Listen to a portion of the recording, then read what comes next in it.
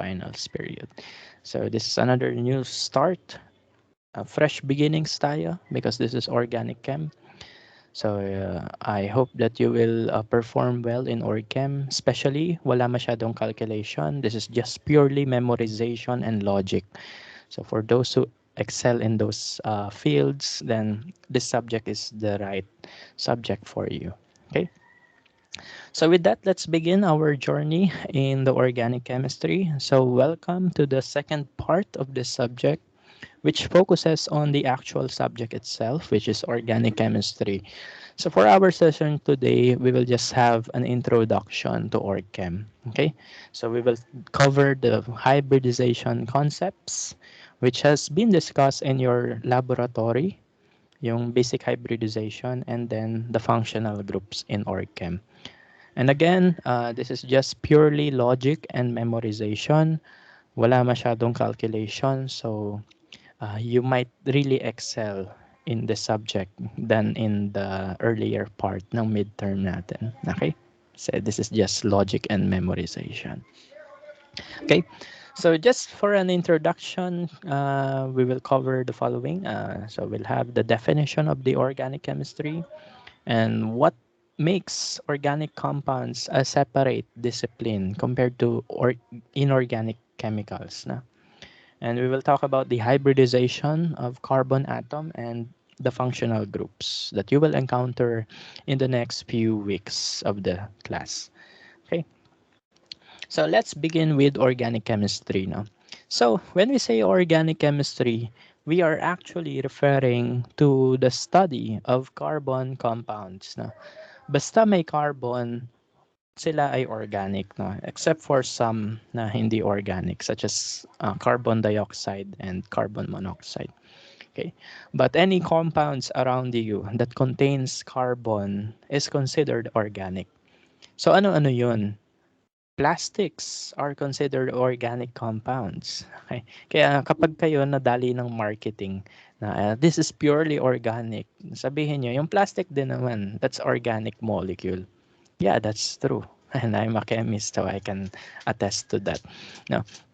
So, wag kayo magpapadali sa marketing. Pag sinabi organic, ibig sabihin, yun na yun. Hindi. Kasi even plastics are organic molecules. No? So, basically, any compounds that is primarily composed of carbon, they are considered organic. No?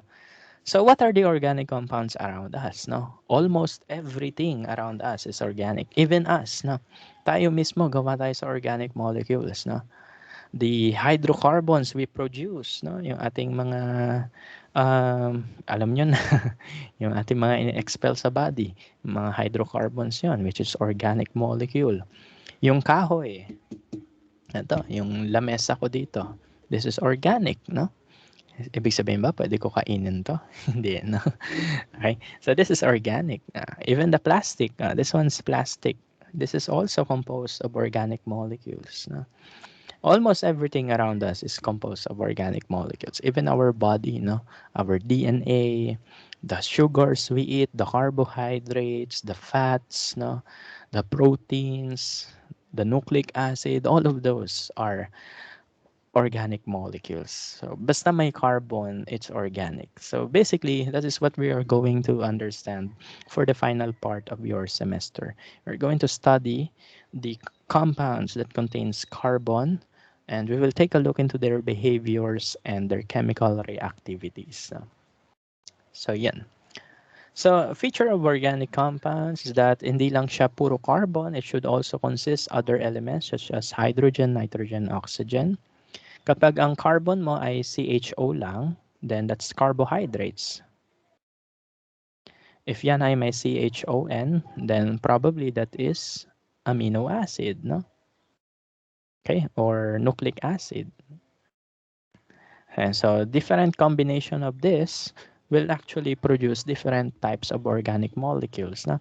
CHO, carbohydrates, CHON, and amino acid, nucleic acid, no? And other some molecules in our body. Okay? Sometimes our organic molecules do consist of sulfur and halogens and phosphorus as well. Okay. In phosphorus, this is very important in organic molecules, especially those who take part in the metabolic processes in the body in order to produce energy, no? Yung mga adenosine triphosphate, adenosine diphosphate, no? Yan. So yan, so sila ay may mga phosphate, no? Phosphorus, no? Yung mga sulfur naman, so ano yung example ng mga sulfur containing organic molecules? For example, yung egg, no? If it rots, it smells so bad, no? Bakit? Yung sulfur doon sa organic molecules niya naging uh, dihydrogen sulfide, ano which is a gas, no, na mabaho. So yan, ibig sabihin yung mga sulfur sa organic molecules doon, they degrade, no, to produce the gas. Okay? Saan pa yung makikita yung sulfur sa organic molecules? In our hair. If you have a curly hair, ibig sabihin, yung hair nyo, maraming sulfur doon. Okay? Especially in the cysteine uh, amino acid. No? So, in cysteine kasi, they cause the hair to curl. No? So, kung kulot kayo, maraming cysteine sa inyong hair. Maraming sulfur sa organic molecules sa buhok nyo. Okay? So, ganun lang. And some halogens are also included. No? So, yun yung characteristic of our organic compound. It is very vast. No? It is not just anything that comes from nature. Even plastics, which doesn't come from nature, are considered organic. No? Ang primary feature ng organic compound is basta may carbon siya. And sometimes other elements are included such as hydrogen, oxygen, sulfur, halogens, and phosphorus. Okay? So the combinations of this produces different organic molecules. No? Okay? So why do we consider carbon as a separate discipline? So maraming dahilan dyan. Una is that ganito kasi, to give you a short history, they believe that carbon containing compounds are are made out of nowhere, no? So nature lang 'yung nakakagawa daw ng organic molecules. But eventually they found out na hindi ganoon 'yung case. We can actually synthesize organic molecules. And the development of that idea na pwede tayo gumawa ng organic molecules out of nowhere, no? Without the help of natural phenomena in the nature, that actually led to many innovations such as plastics, no? And also, yung dami ng organic molecules sa paligid natin is sobrang dami. No? Sobrang dami. Okay? So, let's take a look into these slides, no? Which states na yung sinasabi ko. Yung, kung ano yung sinasabi ko. So, why carbon? Una, historical perspective. Una kasi, is that they believe that yung organic molecules, they come from nature alone. And people cannot synthesize organic molecules. Okay? So, yun yung unang idea nila. That theory is called the vitalism. Okay? Vitalism, ibig sabihin, nasa nature lang yung organic molecules, yung mga vital molecules. Okay? So, akala nila, dati, yan na yun. No? Hindi ka pwede gumawa ng organic molecules. So, very limited yung progress that time kasi hindi tayo pwede makagawa organic molecule. However, one chemist whose name is Friedrich Fuller. So si Friedrich Fuller, nakagawa siya ng organic molecule out of inorganic substances. Okay? So it might seem na parang minimal lang naman yung effect niyan. Parang hindi naman masyadong important. But no. Kasi the idea is that since you are able to make organic molecule such as urea out of inorganic molecules, will actually allow you to study organic molecules more. Okay? Hindi mo na kailangan kumuha ng organic molecule from the nature because you alone can synthesize it. No? Making research more accessible, more possible. Ayun. And innovations dahil doon ay dumami. Okay? So yun yung historical reason bakit important yung organic chemistry. Bakit carbon? Okay? Kasi dati, vitalism lang, in which they believe na lahat lang nanggagaling sa nature. Yung organic molecule na sa nature lang yan, di ka pwede makagawa. But Friedrich Wöhler defied that principle. Na nakagawa siya ng organic molecule out of inorganics, which allowed researchers to study organic molecules more and to produce products that uses organic molecules. Dito na na-invento yung mga plastic. Ayan. So, yan. So, by the time na na-discover ni Friedrich Wöhler na pwede pala makagawa ng organic molecules out of inorganic molecules. So, yan yung importance why we need to study carbon. Okay. The second one is the abundance in nature. Approximately 85% of the molecules around us is organic. Okay. Lahat halos organic. So, yung mga natira, inorganic. So, super onti lang. No? However, ang organic, super dami. Okay? So, apparently, sabi dito, we have 10 million compounds no, na organic. And every year, there are 10,000 new compounds reported. No? So, ibig sabihin, there's so much that we need to learn no, about organic compounds in general. Okay? So, ganun ka-importante yung carbon-containing compounds. No? Say, almost all of the compounds around us is carbon or organic. So, imagine nyo, no, if hindi na-discover to ni Friedrich Wöhler, ano kaya ginagawa natin? No? No? Siguro, we will not be able to produce plastics. We will not be able to produce computers. No? Something like that. No? So, with this idea given by Friedrich Wöhler, yan, we were able to discover almost all substances around us. And also, organic chemistry is very important in studying biochemistry. So just as I said, no, organic compounds are the primary components of your biological molecules, such as amino acid, carbohydrates, uh, nucleic acids, no, enzymes, proteins, all those things, no, they are primarily composed of organic molecules. So in order for you to understand biochemistry, then you should understand organic chemistry first, okay? And then lastly, there is a huge difference between the behaviors of organic compounds and inorganic compounds. So apparently, most of the inorganic compounds are just ionic in behavior. So nothing very interesting yung meron dyan. However, if you have an organic compound, it's mostly covalent. And as you can see in our previous discussion, there are lots of types of covalent compounds. Meaning, maraming variety yung organic compounds compared to inorganic compounds. Okay? So yun. So iba-iba yung kanyang behavior depending on its chemical bonds, which results to different chemical properties. Okay? So ayun. So yun yung isang importance ng organic chem. So again, so apat lang yung importance ng organic chem. No? Historical perspective, una, it debunked vitalism. Meaning, pwede tayo makagawa ng organic molecules out of nowhere. Pangalawa, majority of the compounds around us is actually organic compound. And in order for you to understand biochem, you have to study organic chem first. And there is a huge difference in terms of variety of the properties and behavior for organic molecules, making it very important to be studied. No? Okay. So why carbon? Ngayon, siguro nagtataka kayo, no? Bakit carbon kaya? No? Kasi apparently carbon is the abundant element in nature. No? And yan. Another thing with carbon is that ang kanyang location sa periodic table is in the 50-50 position of being ionic and being covalent. No? Kasi as you can recall in our periodic table discussion dati, di ba, in your periodic table, you have different groups, and depending on the groups you have, there are different tendencies for your molecule to exhibit, di ba? So for example, you are in group 1. So in group 1, they tend to lose electron.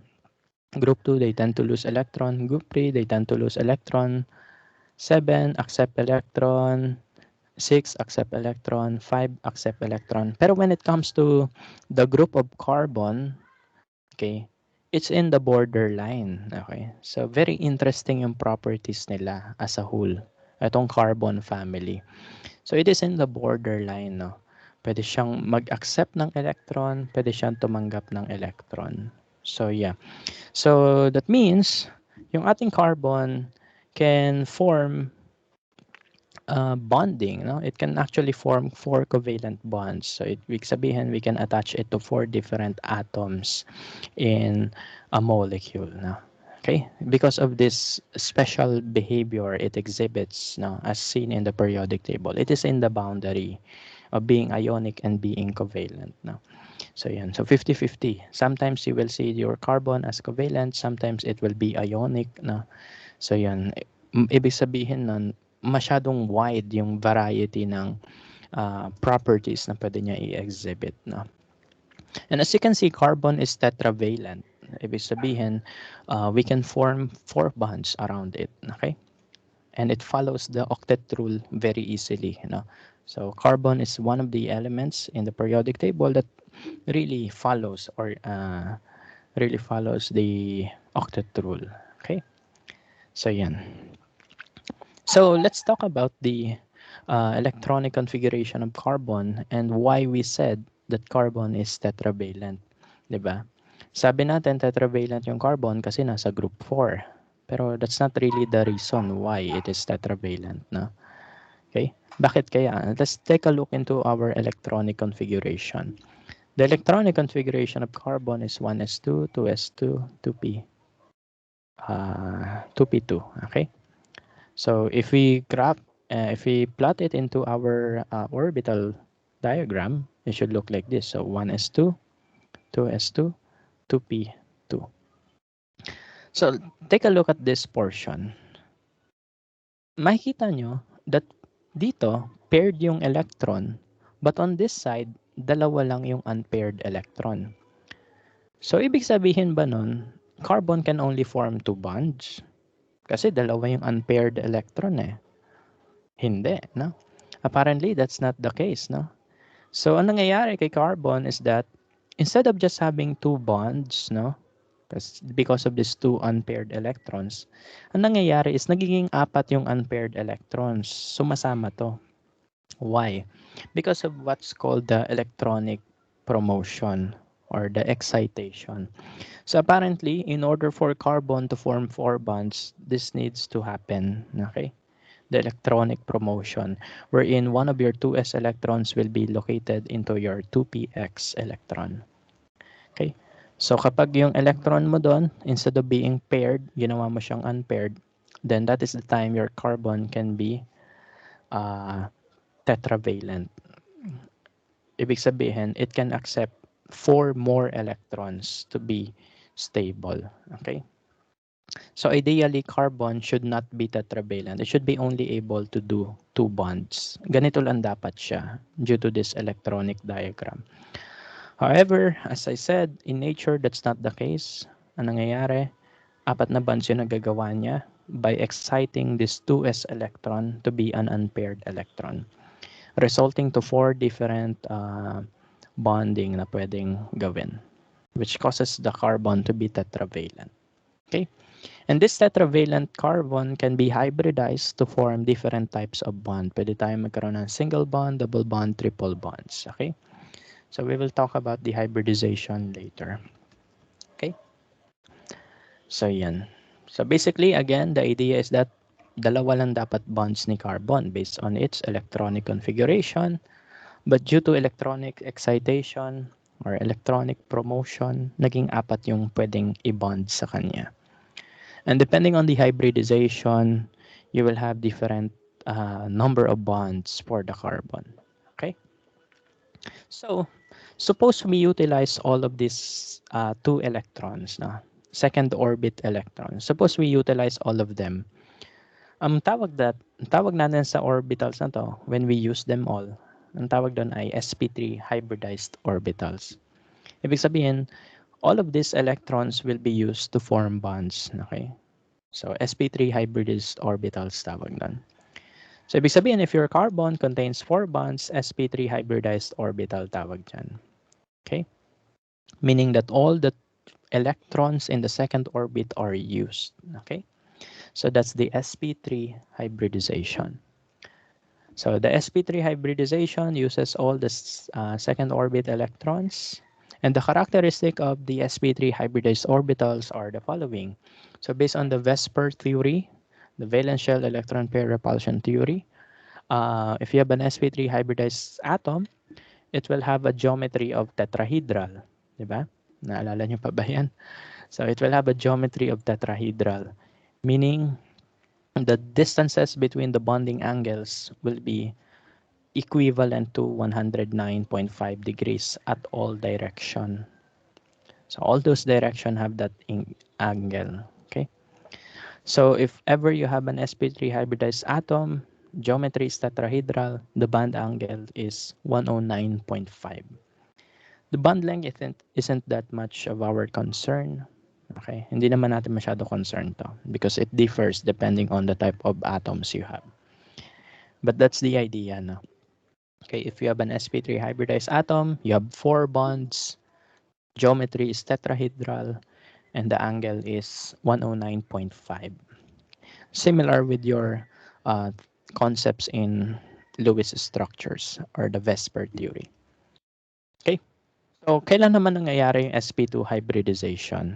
Okay, so remember that after the electronic promotion, di ba apat yung electrons natin? Sometimes carbon doesn't use all those 4. Kasi kapag apat yung ginamit niya, it becomes sp3, right? However, there are times that carbon doesn't use all of those. It just uses these 3 orbitals, leaving 1 unused. So what will happen if you have that type of orbital? Since tatlo lang yung gagamitin ni carbon, then it is called sp2 hybridized orbital. Meaning it can form just 3 bonds. Okay? Tatlo lang yung bonds with other atoms na pwede niyang gawin. Okay? So if you have an sp2 hybridized orbital, ibig sabihin, your atom will be bonded to 3 other atoms lang. Meaning, the geometry will be trigonal planar and the bond angle will be 120 degrees. Okay? So ibig sabihin, you will have a lone p orbital na. This is the unused p orbital. So sa tingin nyo, saan nyo gagamitin yung p orbital na yan? So that p orbital, yung extra na yan, it will be used to create the double bond. Okay? So it will be used to create the double bond. Okay? So hindi siya gagamitin for single bond. Ito yung mga ginagamit for single bond. Yung sobra na yon, that will be used as a double bond. Okay? So ganun. So whenever you see a double bond, it means that the atom there is sp2 hybridized, meaning it has one unused p orbital, which was used to create the second bond. Okay. So again, just in summary, sp2 hybridized atoms have a trigonal planar geometry. Ibig sabihin, it is flat, and the angle is 120 degrees. The unused p orbital is used to create double bonds. Okay. Now, we have the sp hybridized orbital. Again, originally, okay, so this is your 2s, this is your 2p. After the electronic excitation, single-single na sila lahat, di ba? For sp3, it will utilize all of them, creating all single bonds.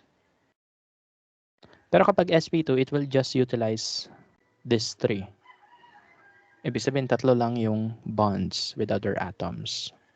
However, if we have an sp hybridized orbital, dalawa lang gagamitin niya, the s and the one of the p orbitals. Okay? Ano meaning niyan? So, ibig sabihin, if you have an sp hybridized atom, it is just bonded with 2 different atoms only. And what's the geometry? If it is bonded with 2 different atoms, it will be linear. Okay? So, it's very similar with whatever you have discussed in the, what do you call this? The VSEPR theory. Okay? So, it is just bonded with this with 2 different atoms. So it is best if it is linear, meaning the bond angle is 180 degrees. So, since yung dalawa lang ginamit natin to form bonds with other atoms, what do you think is the purpose of the unused orbitals? What do you think is the purpose of that? So just like kanina, the unused p orbital is used to create double bonds. Okay? So isa single bond, yung sobra, that will be the double bond. Okay? If you have an sp hybridized atom, ibig sabihin, if you have two unused p orbital, it will be used to create a triple bond. Okay? Up to triple bond yung pwede mo gawin. Okay? So, tatlong bonds yung pwede mo magawa.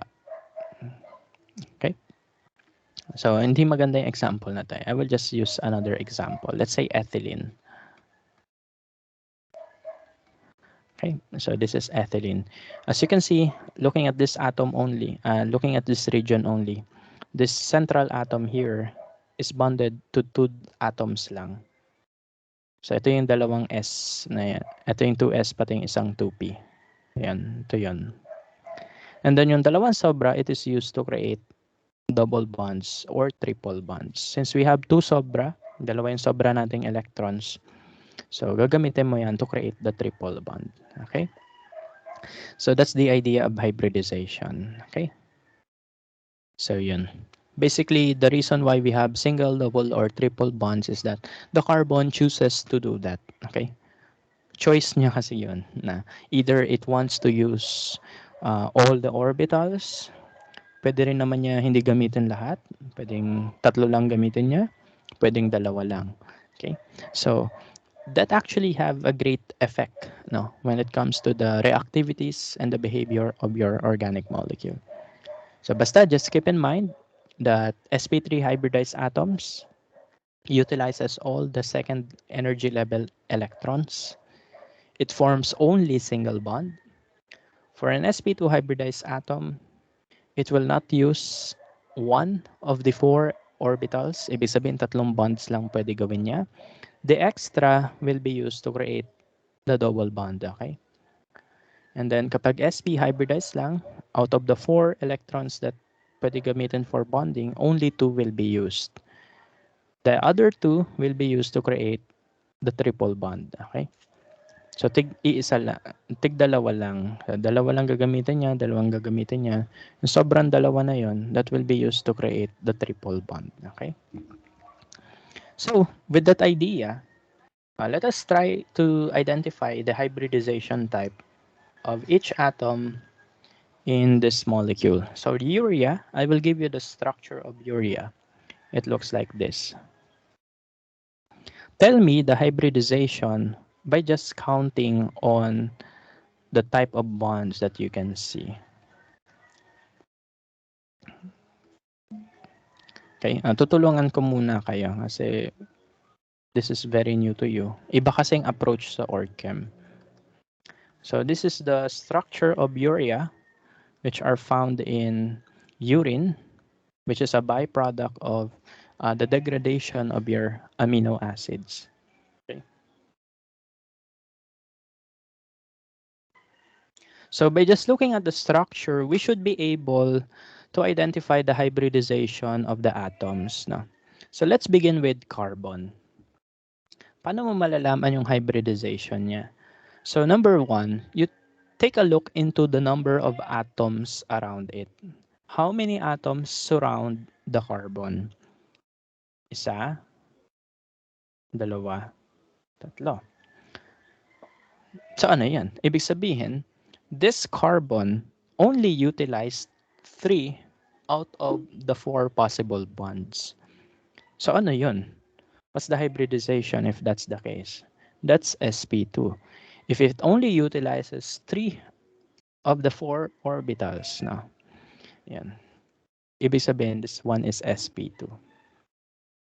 Okay? So, ganun lang yung pag-identify kung ano yung hybridization. Just count the number of atoms around your central atom. So, kapag tatlo yan, ibig sabihin, only 3 of the 4 bonds yung ginamit. Okay? Only 3 of the 4 bonds yung ginamit. So, ibig sabihin, sp2 yun. Okay? So, yan. Isang S, dalawang P. So, tatlo. Okay? So, saan ginamit yung isang sobra? Saan ginamit yung isang sobra? Di ba kapag sp2 may isang sobra? So as I said, the extra unused p orbital will be used to create the double bond, which is here. Ayan na. Okay? So yan, which is there. So ganun lang. In order for you to identify the hybridization, just count the number of atoms around the carbon. Okay? Actually, hindi lang atoms, no? You can also count the lone pairs around it. Okay? So you can include the lone pairs, no? So that's sp2. It's bonded to 3 atoms, and the extra unused orbital is used to create a double bond. Okay? How about nitrogen? Ito yung dahilan ba't ko in-emphasize pwede rin lone pair. Kasi lone pair can be treated as an atom na rin. Okay. So for this nitrogen atom, it is bonded to how many domains? Atoms or lone pair? So saan siya bonded? Ilan? Ito, isa, dalawa, tatlo. And then yung lone pair, we can consider it as an atom na lang. 4. Ibig sabihin, this nitrogen here is bonded to 4 different domains. 3 atoms, isang lone pair. So what's the hybridization of nitrogen if that's the case? Nitrogen utilized 4 electrons. So ibig sabihin, it should be sp3. Okay?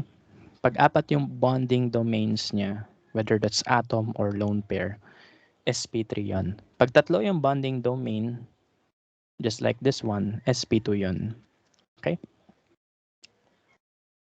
So yan. So ganun lang mag-count, no? Bilangin mo atoms around it and the lone pairs attached to it, no? Kapag 4 yan lahat, 1, 2, 3, 4, ibig sabihin sp3 yan. Pero kung 3 lang yan, such as in this case, 1, 2, 3, 1, 2, 3, that's just sp2 hybridization. Ibig sabihin may double bond, which is here, ayan o, may double bond. Let's take a look at this nitrogen again. So this nitrogen is bonded to how many domains? Now, how many bonding domains? When I say domains, atoms or lone pairs lang yan. So isang carbon, dalawang hydrogen, and isang lone pair. We consider lone pair as a bonding domain. So it's bonded to 4 different groups. Ibig sabihin, this has an hybridization of sp3 as well. Okay. Yung oxygen, we don't care about its hybridization. Okay.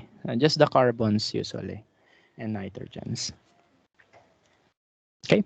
So since we now know the hybridization of our carbon atoms and the nitrogen atoms, then we can tell its geometry. So pag alam mo ng hybridization, then you can tell the geometry. Okay? So what's the geometry? If that's sp3, that's tetrahedral. Diba? Nasa, ano niyo yan, nasa lab dati. Pag sp2 yan, that's trigonal planar. And if that's sp, that will just be linear. Ibig sabihin, isang straight lang yung molecule. Okay, so ibig sabihin, this nitrogen is sp3 hybridized, meaning it is tetrahedral in structure. So naka-tetrahedral yan. So this will be tetrahedral. This one is also tetrahedral, while this one is planar, trigonal planar. Ibig sabihin, flat itong part ng molecule na to. Flat yan. While the others are not flat. Hindi sila flat. Okay? So, ganun lang.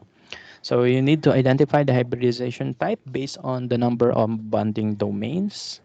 Ilan yung atoms around it, ilang lone pairs around it. Then, kapag 4, that's sp3. Pag 3, sp2. Pag 2 lang, sp. And depending on the type of hybridization, you should be able to identify the geometry of that atom. Ganun lang yung org chem. No? Basta kabisado mo yung geometry, basta kabisado mo yung hybridization, you're fine. Okay? Ganun lang. That's Yan lang, ganun lang siya ka-easy. Okay? So let's try this one. I will draw the molecule now and help me identify the hybridization and the geometry. Okay? So acetylene C2H2, it looks like this. Example ko na to kanina. So kung nakinig kayo, alam niyo yung sagot dito. So let us identify the hybridization of this carbon and this carbon. Could anyone give me an idea? What's the hybridization of A and B? Sige. So ano gagawin nyo dito? Just look at the number of bonding domains around this atom of interest. Meaning ng bonding domain, ilan yung nakakabit sa kanya? Whether that's lone pair or atom. So ilan yung nakakabit kay carbon na to? Dalawa. You have hydrogen here and carbon there.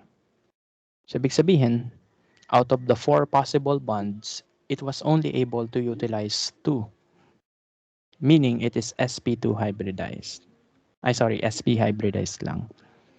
Okay, out of the 4, dalawa lang ginamit niya to bond with other atoms. Meaning it is sp hybridized. Saan niya ginamit yung dalawang sobra? The other 2 were used to create the triple bond. Okay? Yung other 2 ginamit niya to create the triple bond. Okay? So dapat isa lang yun eh. Pero yung dalawang hindi niya ginamit niya to produce the triple bond. Okay? So ganun lang. So that's sp hybridized. So what's the geometry of this thing? Okay. So based on the Vesper theory, if you have an sp hybridized carbon, then it's linear. Ibig sabihin, flat yan. How about this one? How about this atom here? Similar with this one on the left, it is also bonded with just 2 atoms. 1, 2. Ibig sabihin, sp lang yan. Okay? Ano ginawa sa sobrang dalawang electron? The other 2 excess electrons are also used to create the double bond. No? Same lang din. So, ibig sabihin, ito ay linear and it is triple bond na. Kasi yung dalawang sobra, ayun, ginamit for the bonding. Okay? So, ganun lang siya. Na. That's how you identify the hybridization. Just look into the number of bonding domains around your atom. Kapag 4 yung bonding domains, that's sp3, tetrahedral. Pag 3 yung bonding domains, ibig sabihin sp2, trigonal planar. Pag 2 yung bonding domains, that's linear. When you say bonding domain, it could refer to atom or lone pair around the central atom. Okay? So, and again, keep in mind that the bond angle for an sp3 hybridized atom is 109.5. For sp2, that's 120 degrees. And for sp, that's 180 degrees. Okay? So that's why this one's, itong bond angle dito, pag tinanong kayo, that's 109.5. Itong bond angle na to, this is 120. Okay? So ganun, just keep that in mind lang. So depending on the hybridization, the bond angle also differs. Okay, so anyway, again, just as we said, no, organic molecules are 10 million in total and it's still increasing by 10,000 every year. Bakit kaya sila nag-increase? Primarily because of the studies about natural products, no, the molecules that are found in nature. So I have some research groups here in FEU that will study that. Okay, although hindi kami more on discovery, we are just more on applications. Organic molecules that can be found in plants, no, to kill bacteria. No? So yun. So anyway, the idea is that marami tayong organic molecule and all of them differ in physical properties and chemical properties. The physical property depends on the type of bonds you have. The chemical properties depend on the hybridization you have as well. Okay.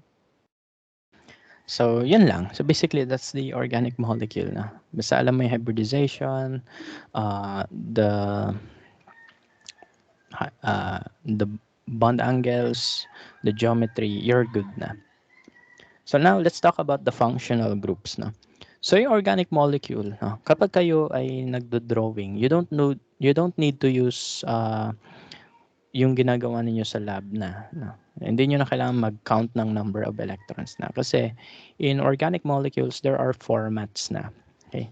Meaning ng format, you just need to memorize yung proper combination ng atoms in order to create the organic molecule. So for example, you see CH3, COOH. Okay, the idea here is that yung CH3, yung hydrogen, it is just bonded around the carbon. So ganun lang yung organic compounds. No? Naka-format na yan.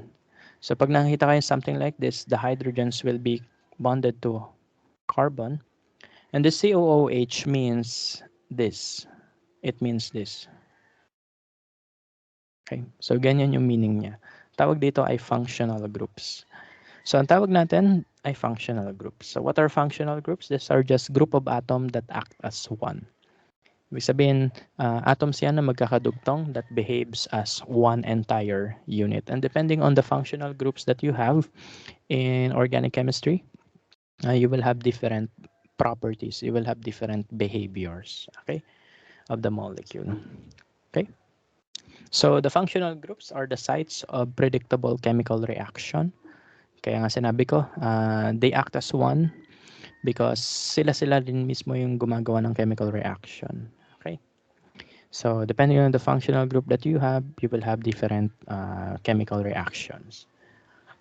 Pangalawa, it is also the primary determinant of the physical property of your compound. For example, in our acetic acid, it contains C double bond O and OH, meaning it is capable of forming hydrogen bonding.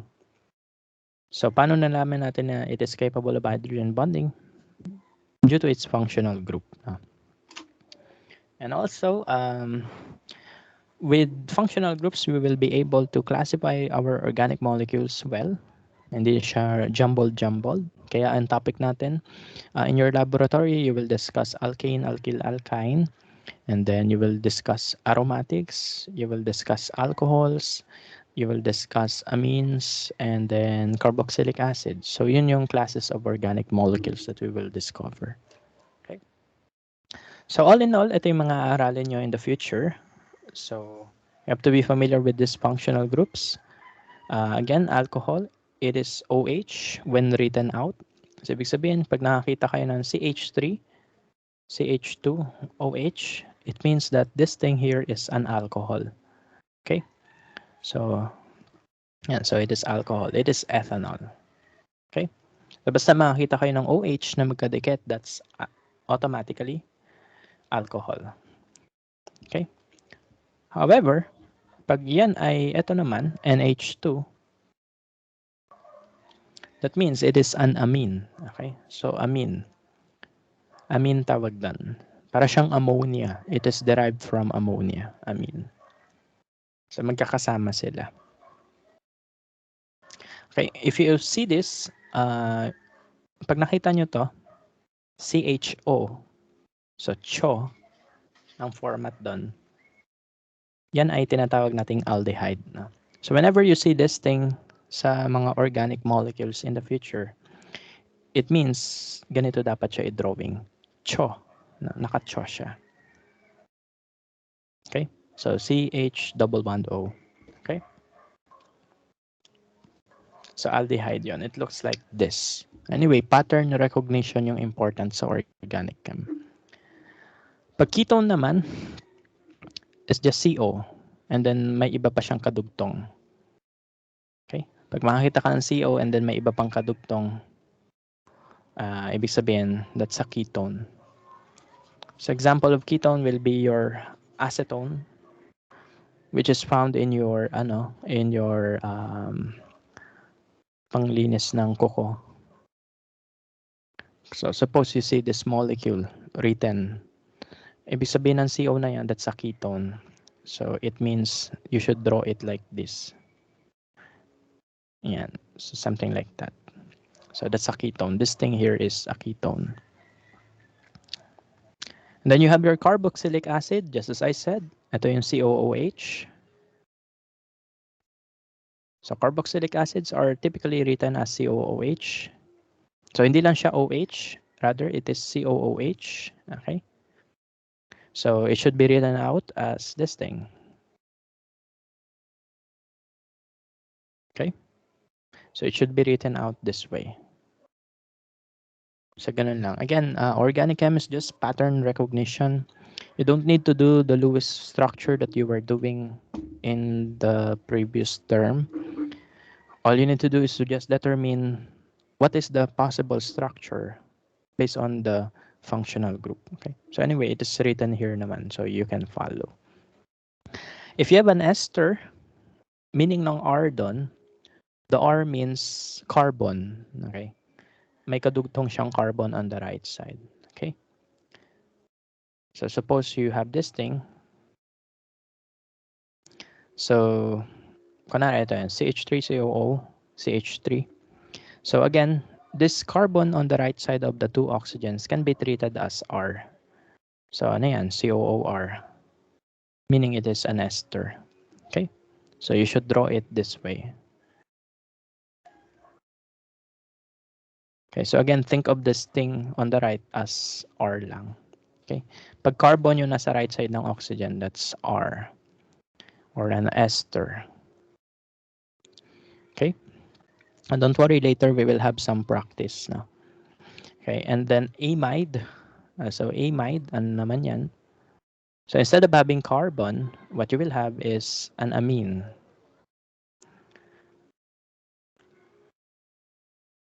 So it will look like this.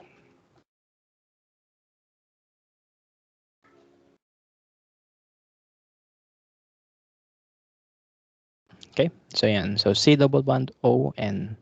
So it is an amide. Okay, so ganun lang. So you just need to determine the functional groups that are present, and then you should be able to identify how it looks like dapat na when you draw it in a Lewis structure. Again, you don't need to do the thing that you are doing in the midterm period, yung iisa-isahin mo pa yung bonding nila, because in organic chem, may default pattern na the carbons are automatically bonded to hydrogen. And then in terms of the functional group, you just have to follow whatever is written here. Okay? So sinusunod lang natin yan. So when you see an OH, ibig sabihin, magkadikit lang yan, alcohol yan. NH2, you draw it this way lang. But when you see CHO, it should look this way. Pag ketone, ganyan, should look like this one. Carboxylic acid is usually written as COOH, COOH. Ayan, it should be drawn as this one. Pag ester, it should be COR, where R is any carbon chain. It should be drawn this way. And if you have an amide, that should be written as CONH. Okay, so it should be drawn this way. So in organic chemistry, it's just pattern recognition. The quicker you are able to determine the patterns, then ayun, mas madali ang org-chem para sa inyo. Okay? So, ayan. So just look at the patterns that are shown in this example. So don't worry, later we will have some exercises about this. Okay? So for alcohols, again, so alcohols are just OHs, no, attached to your carbon. OH lang sila na naka-attach sa carbon. However, depending on the number of carbons attached to that carbon, okay, baka malito kayo. Ganito, yung OH natin, dinudugtong natin din sa carbon. But sometimes that carbon can also be attached to other carbons as well. So dahil doon sa changes na yon, we can have different types of alcohol. We can have a primary, secondary, and a tertiary alcohol. When we have a primary alcohol, basically, your OH is attached to carbon, which is attached also to just one carbon. Okay?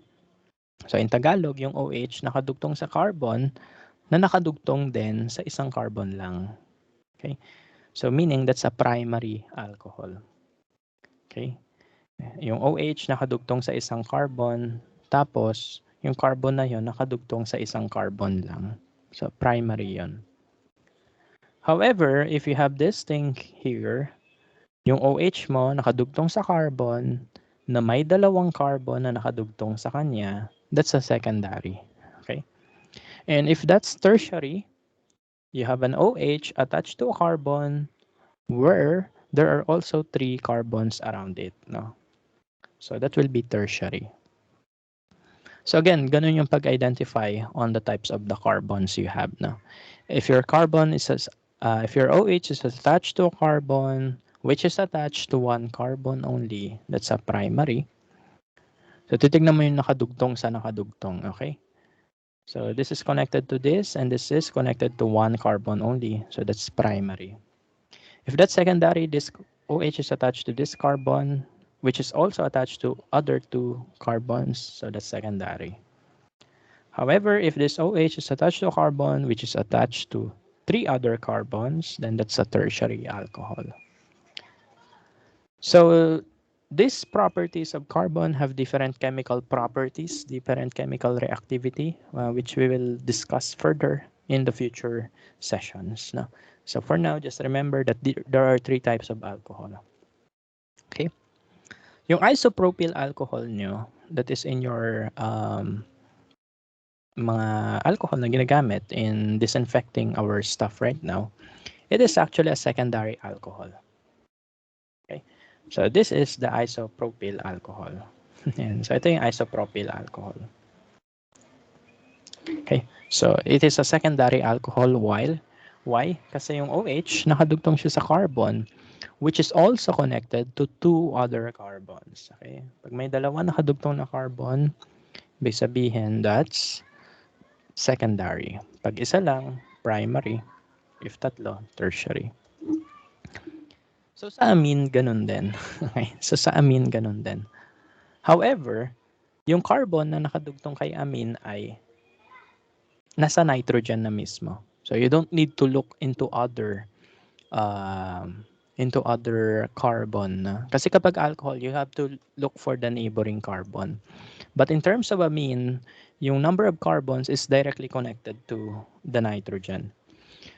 So suppose you have a nitrogen in which it is connected with 1 carbon, ibig sabihin that's a primary amine. Kapag dalawa yung carbon connected to the nitrogen, that's secondary. And kapag tatlo yung carbon attached to the nitrogen, that's tertiary. Okay? So ganun lang. So just like alcohol lang din. However, for amine, the carbons are directly connected to the nitrogen, not kay carbon na katabi niya. Okay? Sa alcohol kasi kailangan sa katabi pa. Pero kapag amine, it is directly connected to it. Okay? For aldehyde and ketone, ito naman. So this is a functional group that contains a carbonyl group. When you say carbonyl, it is the C double bond O. Okay. For aldehydes and ketones, same lang yan. They have the C double bond O. However, the next atom to this carbonyl group will change. If that is an aldehyde, the next atom on its right side will be hydrogen. If that's a ketone, it will be carbon. Okay? So ganun lang. So again, you will determine if that is an aldehyde or a ketone if ang carbonyl group mo, the C double bond O, contains hydrogen to the right side, ibig sabihin aldehyde yun. But if it contains carbon again on the right side, then that's ketone. Okay? So yun yung pag-differentiate sa kanila. Just look on the right side or the left side. No? Pag hydrogen nasa left, hydrogen nasa right, aldehyde yan. Pag carbon nasa left and right, ketone yan. Okay? Carboxylic acids are extension of the carbonyl groups. Okay, so basically you still have the carbonyl. However, instead of having carbon or hydrogen, what you have is an OH attached to it. So it acts as one carboxylic acid tawag dyan. Okay, and carboxylic acids are typically sour and smelly. Okay, so kaya kapag napapanis yung food nyo, maasim-asim sa smell because there are carboxylic acids in there that came from the food. No? So yun. So that's why maasim or mabaho yung mga panis na food. That's because of the carboxylic acids that can be found there. Okay? So esters naman, di ba? You see that in carboxylic acid, you have the C double bond OH. Okay? Instead of having hydrogen at the last oxygen, you will have another carbon uli. Okay? So instead of having hydrogen here, you have a carbon uli. Okay? So that's an ester or carboxylic ester. Mali ito. Sorry, it's not a carbonyl. Okay? For amides, so it still contains a carbonyl here. However, amine yung nakalagay doon. Okay? So since may amine tayo dyan, so there could also be a primary, secondary, or tertiary amides. Okay? Just like amine. That depends on the number of carbons attached to the nitrogen. So for example, in this case, this nitrogen is attached to one carbon only. So that's a primary amide. If this nitrogen is bonded to two different carbons, then that's a secondary amide. And then if it is bonded to three different carbons, then that's tertiary amide. Okay? So ganun lang. So it will still follow the conventions for amine, but may carbonyl. So amide tawag doon. Okay, so basically, OrChem is just memorization. It's very easy lang, but you need to memorize. Okay? You need to be able to follow some patterns. Okay, sige. Let's try this one. Okay, so I might need help in items 2, 3, and 4. Pero sa item 1, ako muna magsasagot. Okay? So, tignan nyo how I answer this and hopefully masagutan nyo rin yung iba. Okay? So, let's try to answer this. Okay, so this is our molecule for number 1. As again, if ever you see this C double bond O, that is a carbonyl. Carbonyl yan. So, ibig sabihin, this molecule could either be an aldehyde. Ano pa yung may mga carbonyl? Aldehyde, ketone, carboxylic acid. Pwede rin siyang amide, ester. Okay? So, pag may nakita kayong C double bond O, that's carbonyl, in which lahat ng to merong carbonyl. So now, what's the correct answer? Is it A, B, C, D, E? So, syempre, hindi mo agad masasabi, no? So, ang gagawin mo, you look at the next atom to your carbonyl, which is oxygen. Okay? So, you will prioritize oxygen over the hydrogen. Baka kasi isipin nyo, ay, aldehyde yan. Hindi. You prioritize oxygen over the hydrogen. Okay? Kasi pag ganito sabi mo, ay, aldehyde yan, sir. Hindi. So, you will not prioritize hydrogen. Rather, you will prioritize the heavier element, which is oxygen. Yan. So, C double bond O. So, ibig sabihin, it's not an aldehyde nor a ketone. So, pag aldehyde, dapat hydrogen yon. Pag ketone yon, it should be a carbon. So, it's C double bond O and O. So, it's either carboxylic, amide, or ester. Sorry, amide is excluded na rin pala. Kasi for amide, the next atom should be nitrogen. Diba? So, it's between carboxylic and ester na lang. So, ano susunod mong gagawin? You take a look into the atom that is on the right side of this oxygen. Tingin ka sa atom on the right side, which is carbon. Pag carboxylic yun, it should be hydrogen. Ibig sabihin, hindi siya carboxylic. Rather, it is an ester. Okay? So, it is an ester kasi it has a carbonyl, may oxygen doon, but the oxygen is also bonded to another carbon. So, that's an ester. So, again, by just looking, you should be able to identify the functional group that is present in your molecule. How about this one, number 2? Now, anyone. So, anyone who wants to try number 2. So, this is carbon, yung black. oxygen is red and hydrogen is white. So looking at the structure, what do you think is the functional group for this molecule in number 2? Sige. Could you please send it in the chat box? No, any guess? Okay lang. Kahit mali, okay lang.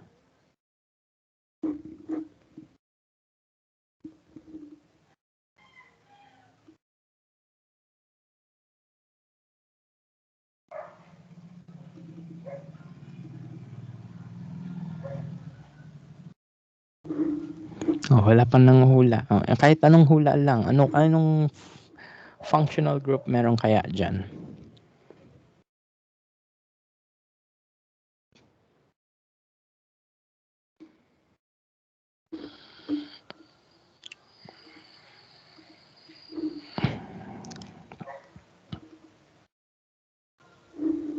Okay, so yan, mayroon na tayong chat. Yeah, carboxylic yan. Okay, yeah, it's carboxylic na. So again, may makikita kayo. C double bond O, carbonyl yan. So yung carbonyl, marami tayong option. You have the aldehyde, ketone, carboxylic, ester, amide. No? So after that, you look at the next atom, the heavier atom, which is oxygen. So since my oxygen sa right side, it's not an aldehyde nor a ketone. It could either be a carboxylic acid, amide, or ester. But again, look at the next atom to the oxygen. It's hydrogen. Okay. So kapag ganun yung sequence, carbon, oxygen, hydrogen, that's carboxylic. So tama kayo. Ganun lang. You just need to look into the patterns. Okay. How about the third one? Sige. For the third one, what's the functional group that is present there?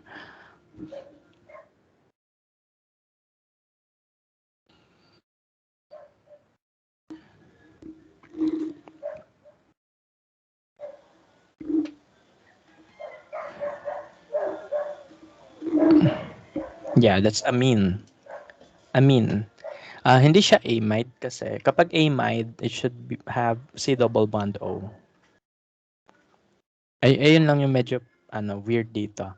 Kasi isang letter lang malaki yung difference niya. No? Kapag amine, ito lang. Kapag amide, ayan. No, don't worry, nako-confuse din ako dati dito. Alam niyo ba, lowest ko dati yung org chem sa board exam. Pero nung nag-masters ako, siya yung isa sa mga matataas kong grades. Ibig sabihin, it will really take you some time no, to develop your org skills. No? Pero madali lang talaga siya. No? Ayan, madali lang naman siya. Sadyang nako-confuse lang talaga ako sa mga letters na yan. So yun, take note. Kapag D, it contains a carbonyl. Pero kapag N, it's just carbon. Okay? So this is an amine. Pero what type of amine? Is it primary, secondary, tertiary? Sige, kayo naman identify. Anong type ng amine yan? Is it primary, secondary, tertiary?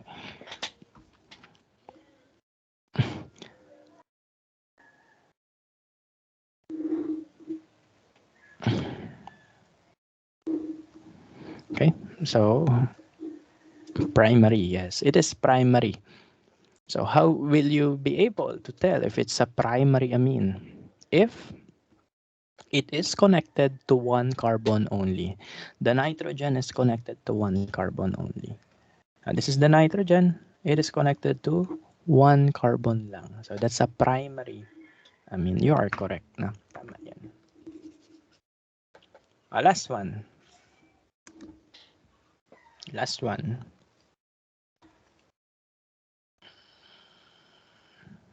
Pattern recognition lang.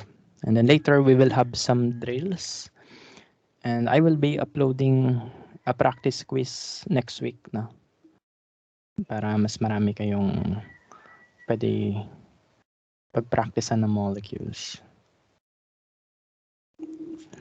This is an aldehyde. Okay. So Sino gusto bumak up? Aldehyde din ba ito sa paningin nyo?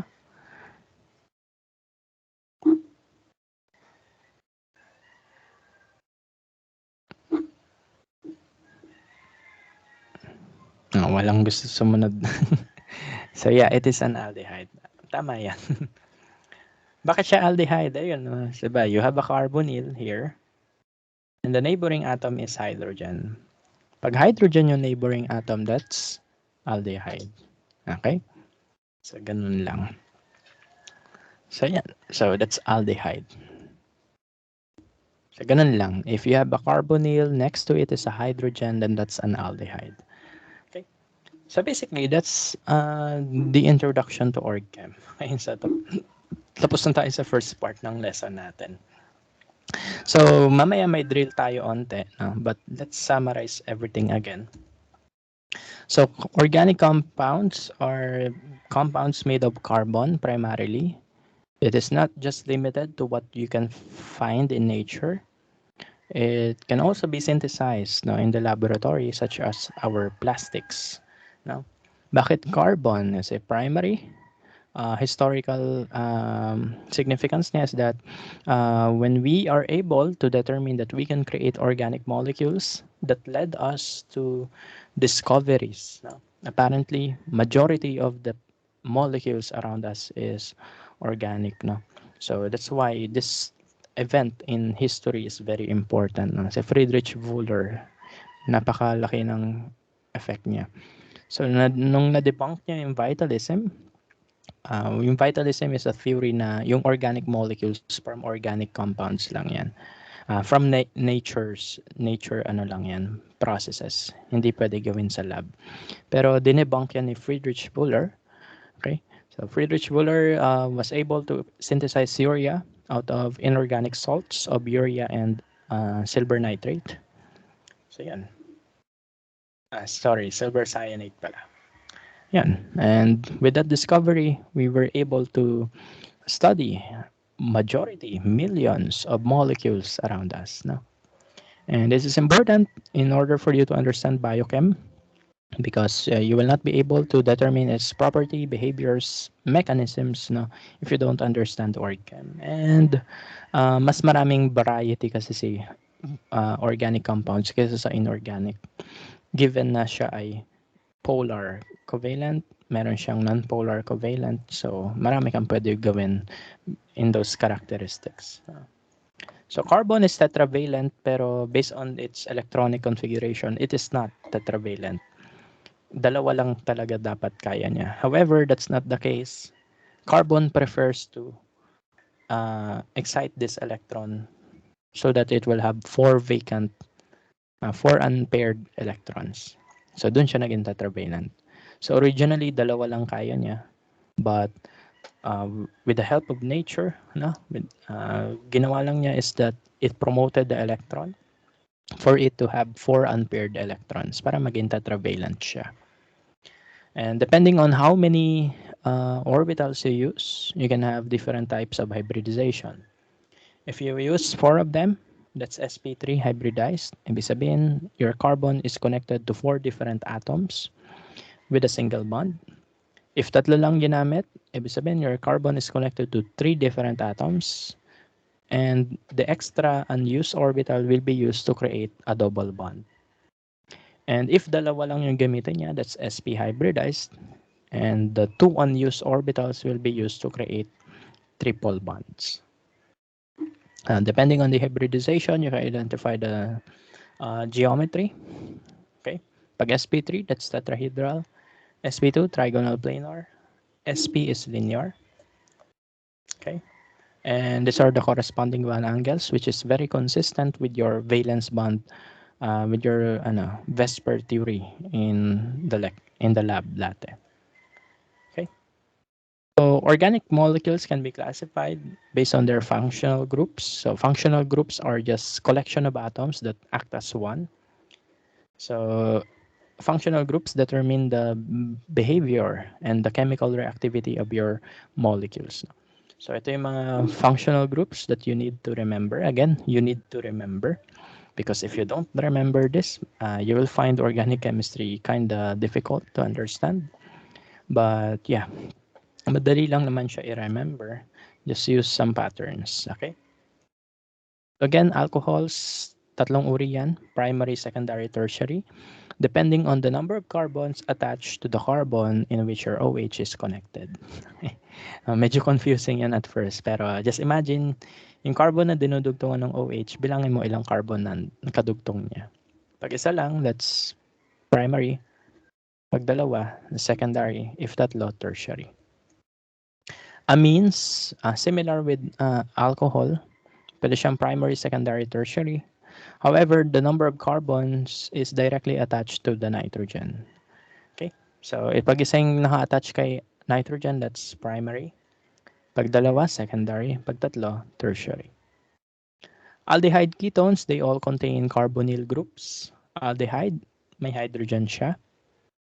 Ketones, may carbon on both sides. Okay? Carboxylic acids, itong carboxylic acids ay may carbonyl, but on the right side or left side, meron siyang OH. Pag ester, instead of having hydrogen, like carboxylic acid, you will have a carbon again. So COO carbon ulit yung pattern niya. Amides, instead of having OH, like carboxylic acid, it will have amine instead. So it's a carbonyl plus amine equals amide. So amides can be classified also as primary, secondary, tertiary. Okay?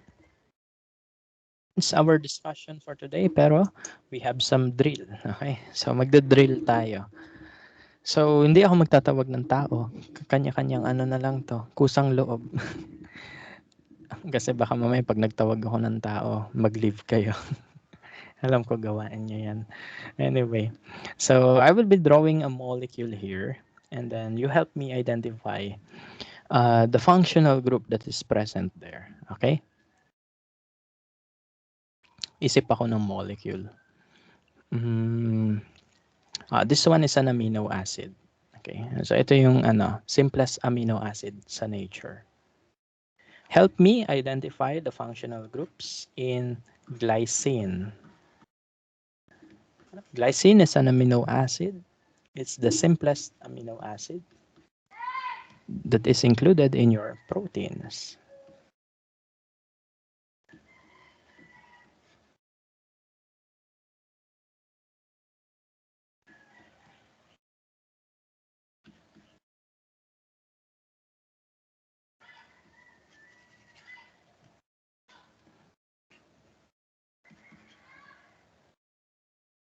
Papansin nyo, di ba, may mga angle akong ginagawa. No? Do I really need to do this? Yes. No. Pag nag-discuss na kayo ng alkane, you will know why I do it this way. No? Why I draw this molecule in this manner. Okay. Kasi I have to consider the bond angle. Okay. So in organic chemistry, that's very important. So you just don't, ayan. So anyway, so this is the glycine. So this is the simplest amino acid. Let me include the lone pairs. Yan, simplest amino acid that is found in proteins. Okay. So help me identify the functional groups present here. So there are two functional groups here. Okay. Now, could you give me an idea? Kung sino lang gusto, mag-raise hand kayo. No? Kasi hindi ako magtatawag kasi pag nagtawag ako, magli-leave kayo eh. Sige. So, anyone, raise your hand for you to be recognized like this. Ayan. Or kung gusto nyo, chat na lang, okay lang. Sige. So, there are two functional groups present in glycine. Ano yun?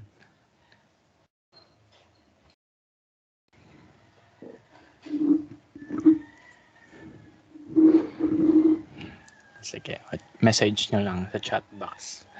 Paramihin natin yung responses. Okay, ketone, amine, carboxylic. Okay. What else? Carboxylic and amine, carboxylic. Carboxylic. Okay. Anyway, tama naman yung answers niyo. There are two functional groups again. One is amine and the other is carboxylic acid. Na it is carboxylic acid. Okay. Hindi siya ketone lang kasi this is the carbonyl, di ba? It is connected to oxygen kasi. So it is not a ketone. If it is connected to a carbon, then yan. Okay. So this is the carboxylic acid, as you can see. That's the carboxylic acid.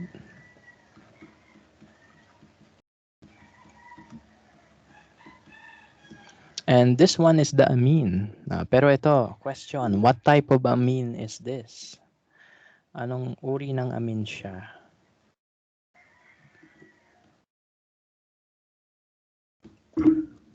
Anong type ng amine kaya yan? Primary, secondary, tertiary. Ano kaya? Is it a primary, secondary, tertiary?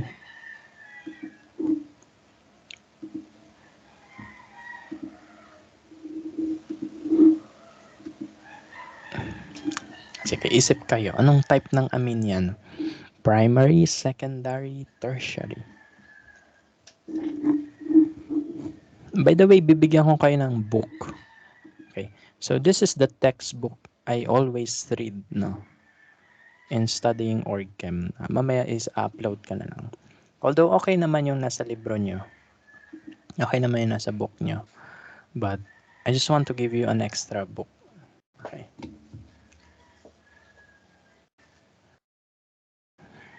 Sige, keep your answers coming.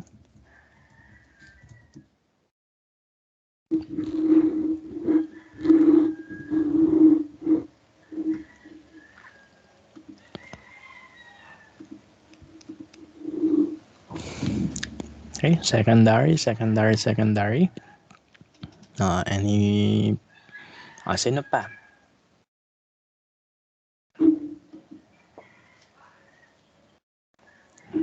Okay, so siguro wala nang iba na. Is that the final answer, secondary? Is this the final answer, secondary? So it is actually a primary amine. It's a primary amine. Bakit kaya siya naging primary amine? Could anyone rationalize on our answer? Bakit kaya? Okay. So it's a primary amine. Bakit? Sige. Anyone?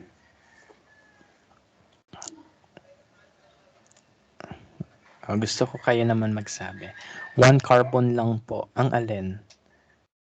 Kasi po, carbon yung nakakonect. Isang carbon po siya nakakonect. Ayun. So, dapat mas specific tayo.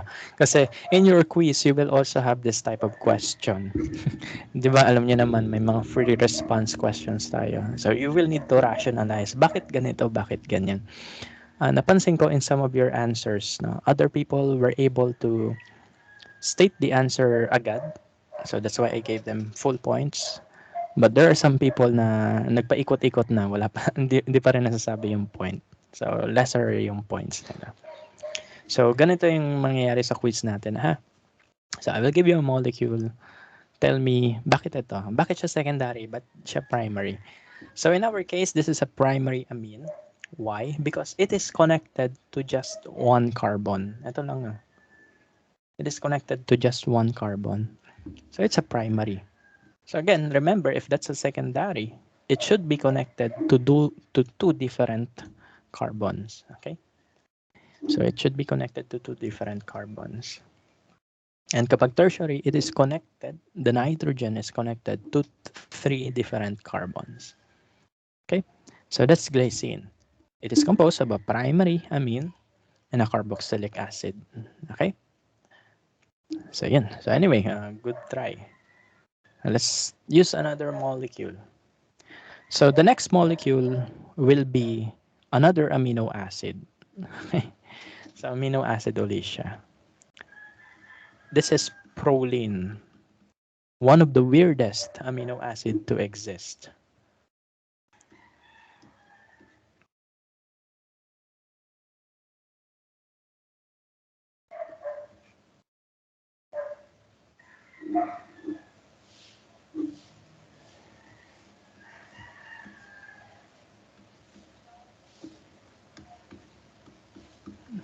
Ayan, nakikita nyo na bakit siya weird.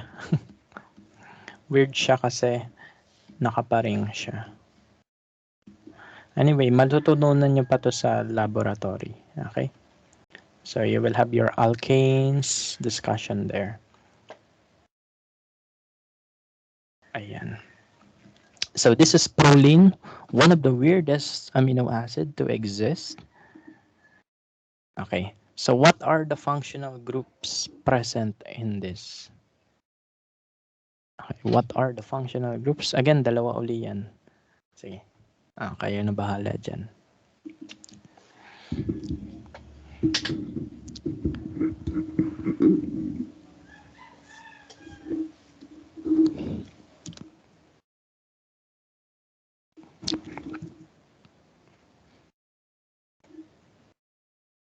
Okay, carboxylic, yes. What else? Ano pa?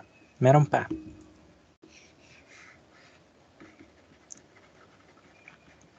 Anong pang? Amine. Ito ulit. Ito yung amine. This is the question. What type of amine is this? By the way, if you are encircling amine, just make sure na yung N pati H lang yung naka-circle. Okay? Or naka-box. So, what type of amine is this and why? Ayan, and why. Sama na natin yung and why. Okay?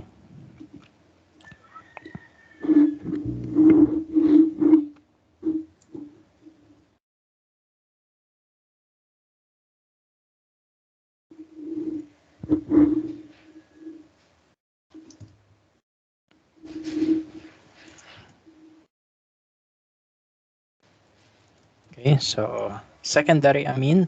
Okay, so yeah, you are correct kasi this is secondary amine because there are two carbons po ang nakakonect kay N. Yeah, that's correct. Okay, so ganun lang. So whenever you encounter this type of question in the quiz, ganun ha, yung reasoning. Sabi niya lang, there are two carbons attached to the nitrogen. So that's a secondary. So 1, 2.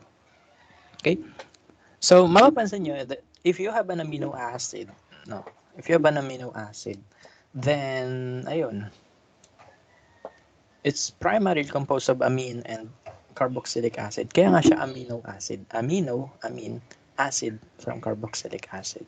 Amino acid. Ayan. And imagine these are the molecules that make up our proteins, our hair, our viruses, even the COVID is made of these molecules. So you will learn more of that in biochem. So don't worry, after the semester, I will publish my videos on biochemistry. Okay, para makapag-study kayo ng advance. Okay, so that's proline. Okay, ito. Let's take a look into another molecule. This one is a sugar. It's a glucose.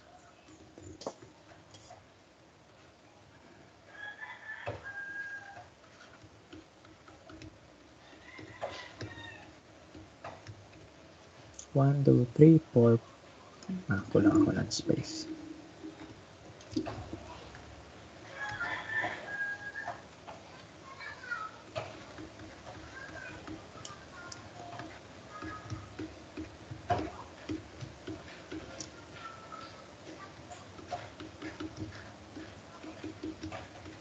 Okay, so this is glucose. Okay, one of the most abundant sugar sa paligid natin. Okay, so there are two functional groups. Identify them. Sige, there are two functional groups. Identify them. And ilang ganon meron? Sige. Sige. I'll keep the answers coming lang. Ilang functional groups? Dalawa. Okay. So, ano yun? Aldehyde and alcohol. Yeah, you are correct. So, aldehyde. So, ito yung aldehyde. Ayan. Aldehyde. C double bond O H. Aldehyde. Alcohol is the OH. Ayan. Ilang alcohol meron? Sige.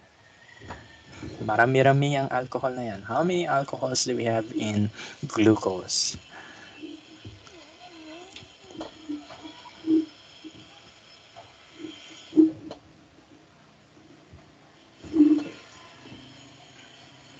Bilangin natin. Basta may makita kayong OH. Yan, alcohol yan. Okay? So, 1, 2, 3, 4, 5. So, 5 alcohols. Okay? So 5 alcohols. So, ganun lang. Okay? Nag-iisip pa ako ng ibang molecules. Wait lang. Ano pa kaya pwedeng molecule? So, yan. So, let's your alcohols.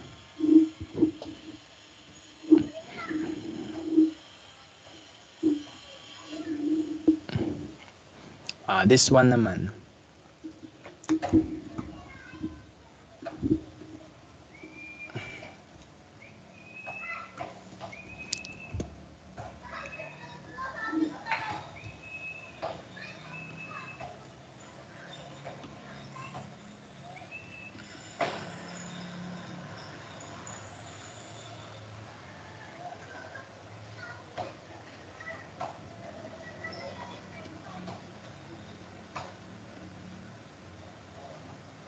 How about this one? So this one is in a condensed form. If I draw it, it will look like this.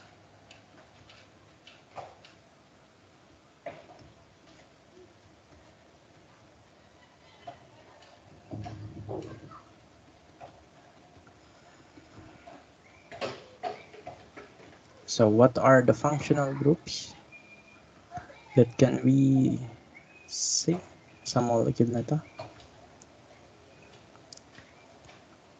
Isa lang yung functional group dyan.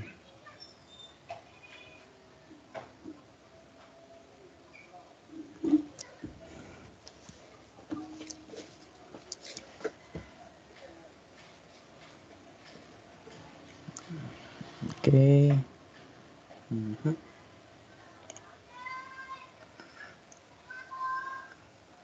Okay, so the answer is ketone. Yeah, you are correct. Basta makakita kayo ng carbonyl. Look at its neighboring atoms. Pag may hydrogen sa gilid, aldehyde. Pag puro carbon yung nasa gilid niya, that's a ketone. Okay? So, apparently, we have carbons here and here. So, we're just limited to ketone alone. Okay? So, yeah, this is ketone.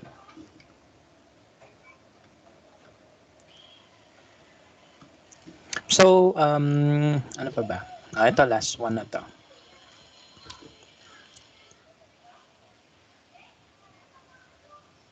Last one. Naubusan ako ng molecule sa utak. Ano kaya pwede? I'm thinking of anong pwede ibigay.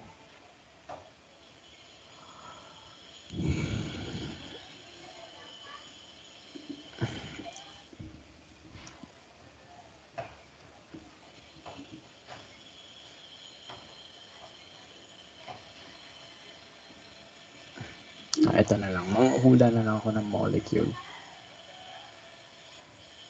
Hindi ako manguhula. May kukopyahin ako.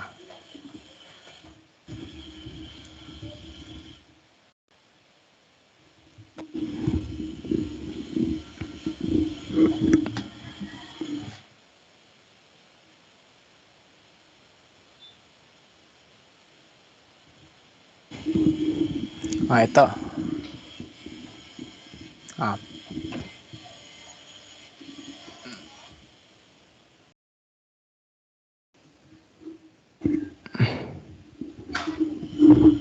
Pag meron kayo nito, mauhuli kayo ng pulis.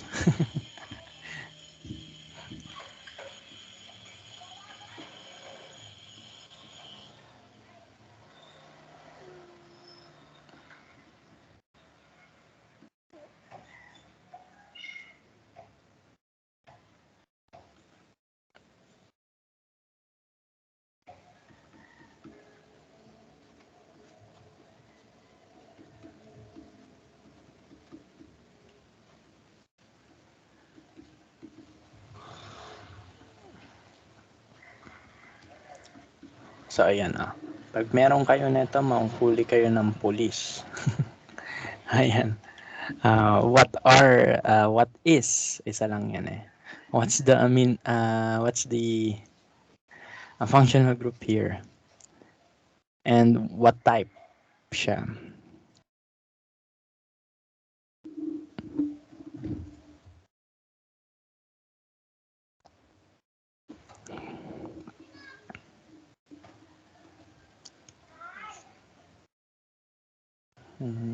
Walang oxygen dito. These are all carbons. Okay.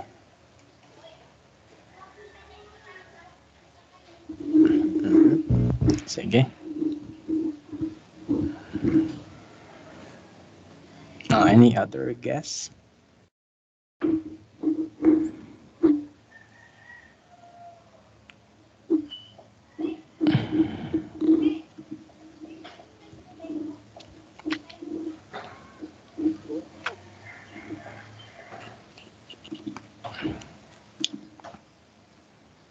Ayun, amine. Okay. So wala tayong amide na kasi walang oxygen. Okay. So there's no oxygen here eh. So it's not possible to have amide. So as you can see, ito lang yung mapapansin natin, which is an amine. Okay, so that's an amine. However, it is connected to 2 carbons, so that's a secondary amine. So, wala tayong carbonyl, so it cannot be an amide. Okay? So, ganun lang. Okay? So, don't worry, I will be giving you more practice quizzes about this, probably next week na lang din. Okay? So, ayun. So, basically, as you can see sa ginagawa natin, org chem is just memorization. It's just more on pattern recognition.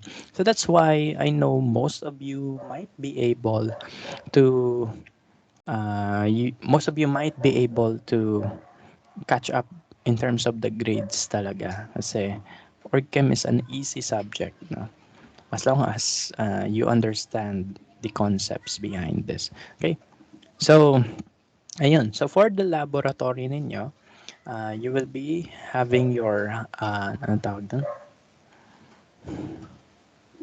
Alkanes and alkynes, no?